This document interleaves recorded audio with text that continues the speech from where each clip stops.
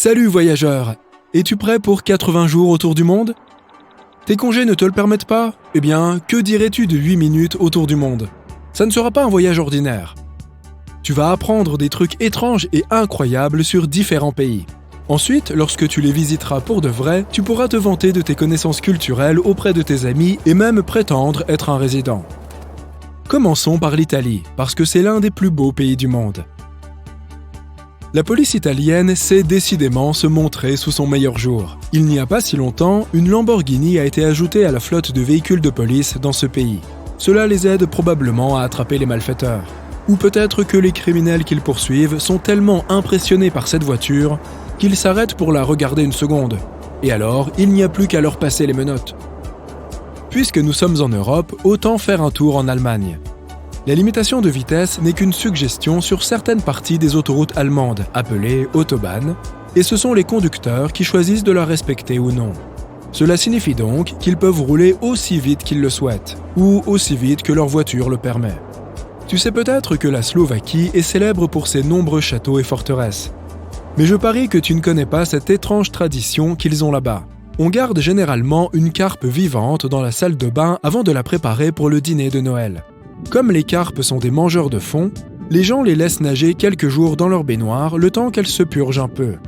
Cela signifie donc qu'on ne prend pas de longs bains à cette époque de l'année. Une fois le dîner servi, on garde généralement une écaille dans son portefeuille car cela porte chance apparemment.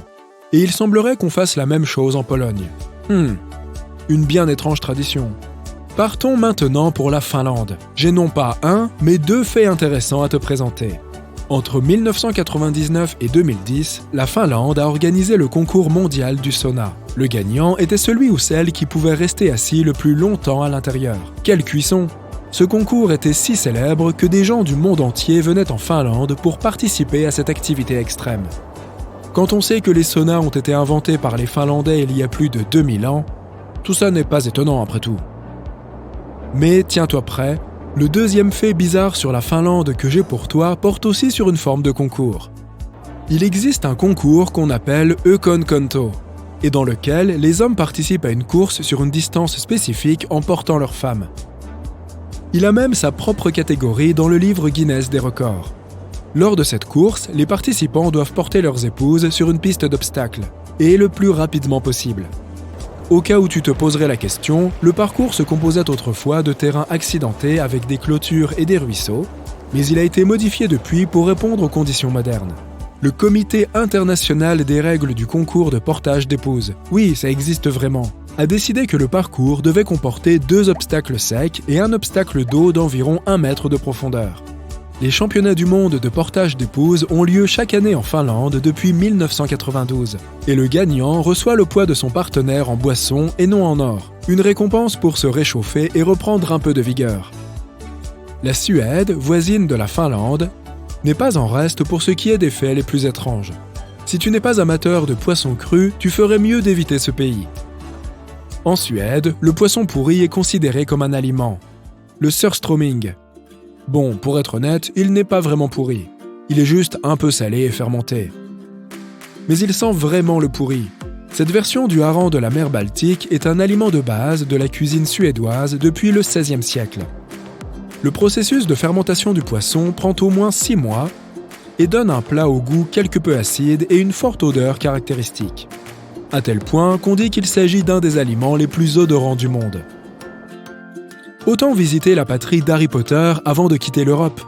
Je ne vais pas dire qu'au Royaume-Uni, on va à l'école sur des balais volants ni quoi que ce soit de ce genre. Même si nous aimerions probablement tous que ce soit vrai. Mais ce que tu vas apprendre est presque aussi étonnant. Dans ce pays, il existe un concours où les gens doivent courir derrière une meule de fromage géante. Et oui, tu as bien entendu. L'événement s'appelle The Cooper's Hill Cheese Rolling and Wake et a lieu chaque année près de Gloucester.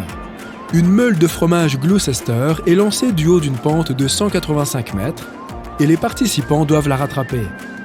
La compétition était traditionnellement organisée par et pour les habitants du village de Brockworks, mais ils acceptent désormais les participants du monde entier. Alors, inscris-toi pour l'année prochaine. Tu pourrais bien remporter le prix, qui est, à ton avis, du poisson pourri? Non, c'est du fromage, bien sûr. Nous allons maintenant voyager vers l'Est et visiter la Turquie. Si tu fais partie de ces gens qui se disent gourmands, alors ceci va sûrement t'intéresser. Dans ce pays, il y a un dessert qui contient de la viande de poulet. Cette recette traditionnelle consiste en un pudding au lait préparé avec du poulet râpé. C'était autrefois un mets délicat servi au sultan ottoman dans le palais de Topkapi. Mais on le trouve aujourd'hui dans presque tous les restaurants et c'est un plat très apprécié. Bien sûr, impossible de faire ce voyage sans passer par l'Asie. Notre première destination sera le Japon. Si tu dois un jour conduire une voiture dans ce pays, ceci va sûrement t'aider à ne pas t'en mêler les pinceaux. Les feux de circulation n'y sont pas verts, comme partout ailleurs, mais bleus.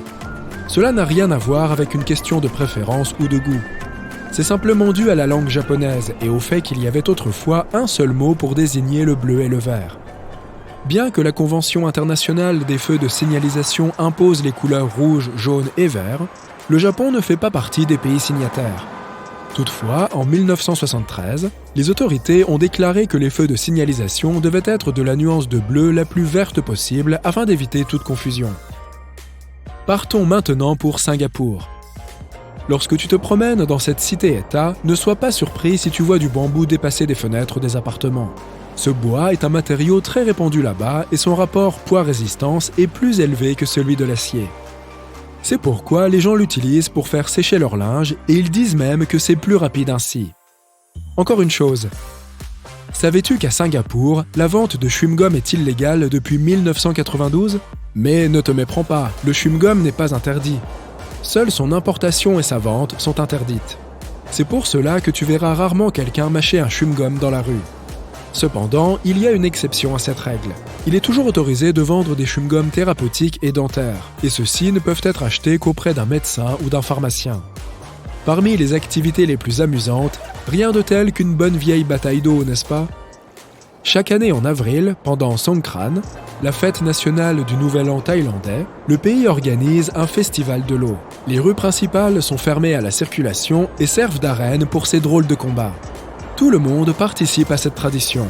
On considère cela comme un acte de purification rituelle pendant la période de célébration.